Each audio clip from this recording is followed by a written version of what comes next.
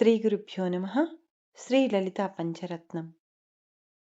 प्रातः स्मरामि ललितावदनारविन्दम् बिम्बाधरं पृथुलमौक्तिकशोभिनासम् आकर्णदीर्घनयनं मणिकुण्डलाढ्यम् मन्दस्मितं मृगमदोज्ज्वलफालदेशम् प्रातर्भजामि ललिताभुजकल्पवल्लीम् रक्ताङ्गुलीयलसदङ्गुलिपल्लवाढ्याम् माणिक्यहेमवलयाङ्गदशोभमानाम् पुण्ड्रेक्षुचापकुसुमेषु सृणिर्दधानाम् प्रातर्नमामि ललिताचरणारविन्दम् भक्तेष्टदाननिरतं भवसिन्धुपोतम् पद्मासनादिसुरनायकपूजनीयम्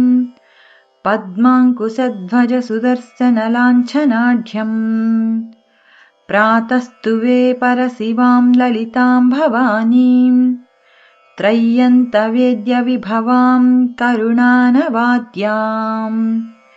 विश्वस्य सृष्टिविलयस्थितिहेतुभूतां विद्येश्वरीं निगमवाङ्मनसातिदूराम् प्रातर्वदामि ललिते तव पुण्यनाम कामेश्वरीति कमलेति महेश्वरीति श्रीशाम्भवीति जगतां जननी परेति वाग्देवतेति वचसा त्रिपुरेश्वरीति यश्लोकपञ्चकमिदं ललिताम्बिकायाः सौभाग्यदं सुललितं पठति प्रभाते तस्मै ददाति ललिता झटिति प्रसन्ना विद्यां श्रियं विमलसौख्यमनन्तकीर्तिम् इति श्रीमत्शङ्करभगवत्कृतौ ललितापञ्चरत्नं सम्पूर्णम्।